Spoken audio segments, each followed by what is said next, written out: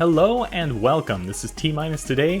My name is Dave, and today we're going to be taking a look at the tech news and what's going on in the industry from this week's standpoint. It's going to be really fun. So the first story I want to talk about is Mixer. Mixer has shuttered their doors. They're pushing everybody out to fb.gg, which is the Facebook streaming platform.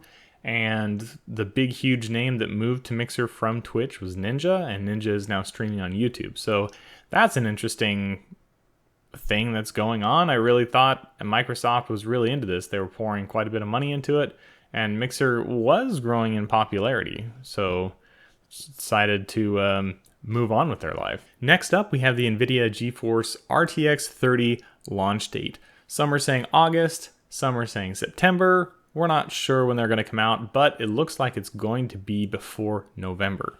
And that's going to be a really interesting launch. I think there's going to be a huge upgrade when it comes to performance with this launch.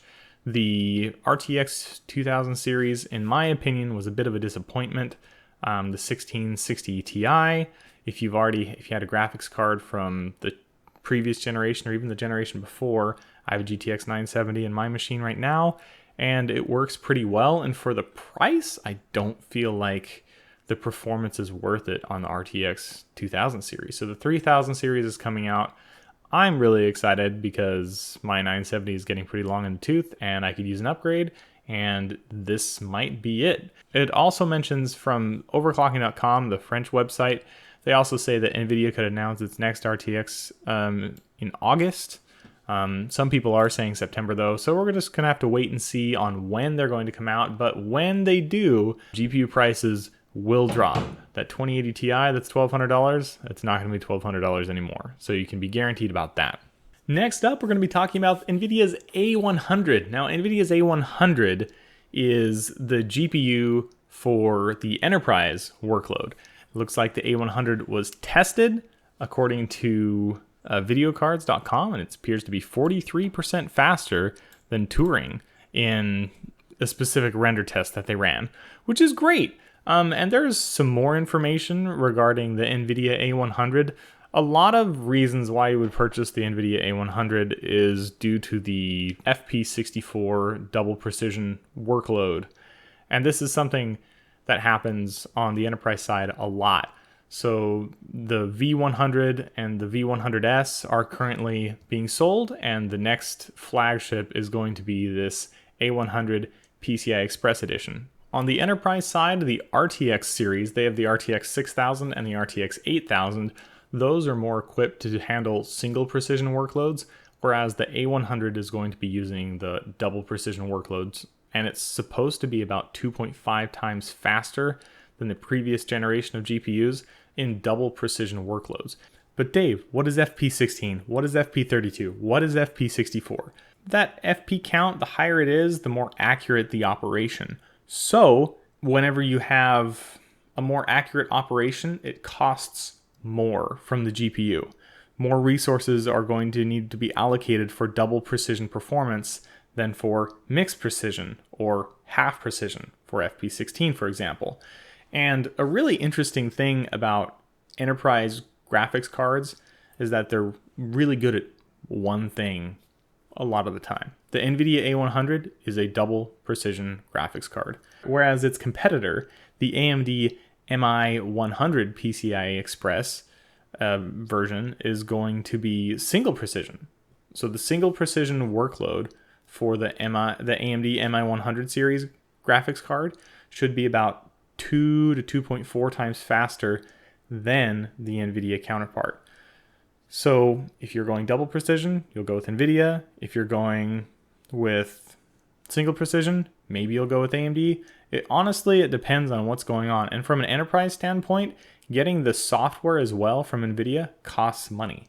So if you purchase a graphics card like these big, V100 or V100Ss or even the A100, you're going to be paying for the hardware, and then you're going to be paying again for the software. Whereas AMD has that all bundled together. You buy the hardware and you get the software for free, kind of like we do in the consumer space. So that's an interesting tidbit that's kind of going around there. And there's a lot more depth and detail, but I'm not going to get into that because I don't think everybody's really excited about the A100 because really no one's going to be buying that graphics card. It's way too expensive for the average person, and it wouldn't even work as well in games as the RTX 3000 series would anyway. Another announcement, still on GPUs, I got a lot to catch up on from the news standpoint, is Big Navi. So RDNA 2 is rumored to feature 16 gigabytes of VRAM. Now this is down from HBM2 to probably GDDR6. We'll just see when it launches. The expected launch date has been pushed out to Q4 2020, reference-only flavors. Last time they launched reference-only flavors, AIB partners didn't come out with their graphics cards for another 3 months, and you don't want to buy the reference cooler. It's not great. Unless the reference cooler is way better than it was from the previous generation, I'd just wait. So realistically, we're not seeing these till next year. That also means that graphics cards are going to stay expensive. Nvidia is doing pretty well on the high-end graphics card space, and AMD doesn't really have anything to fight against the 2080 Ti or even the 2080. They have the RX 5700 XT. That's it. Caps out around $500.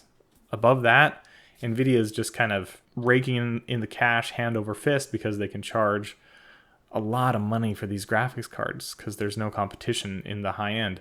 I guess we'll see what happens. Also, more graphics card stuff. I guess this is just a graphics card video because we're just talking about graphics cards.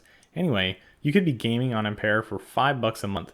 Nvidia has their cloud streaming service that they've been trying to push for quite some time. It's probably discounted. It's probably going to go up to $10 a month eventually. I'm a huge fan of low latency. I can tell the difference in latency when I go from a 60 hertz monitor to a 144 hertz monitor. I don't get a whole lot of FPS. I'm not even pushing 144 FPS in a lot of my games that I play. You can still tell a huge difference when it comes to latency. And that's not a lot of latency. So when you're going to be introducing the latency of going to a server and then coming back and translating all that with all that input lag, I don't think it's going to work for me personally. But for casual games, maybe that's something that's could be really fun and really cheap. I mean, you could just get a super cheap laptop, something that you have laying around the house, play it on your TV, who knows, and have a great gaming experience. This might be an amazing way to play. I mean, get insane graphics on your HTPC in your front room. That could be awesome. So I can see that blowing up. Probably not for me, but for a lot of people. Very cool. Ooh, this is a really interesting article as well. Nvidia is interested in acquiring ARM. So Nvidia already has an ARM license. So a few months ago, they announced that they purchased Mellanox when they announced their DGX A100 series graphics card for the enterprise. They'd purchased Mellanox, they'd integrated it into that awesome chassis of theirs. They could actually be a huge CPU contender in the future if this goes through. So watch for that. Nvidia is just getting bigger. I can't see them getting any smaller. They're sure doing a lot of good things in the space. And that'll wrap it up for today. There's a lot of other news out there. I know I've missed a whole ton. Things have been busy. But I'm excited to be back, and I hope you have a great day. Go ahead and like, subscribe, hit that notification button if you'd like, and we'll see you next time. Bye.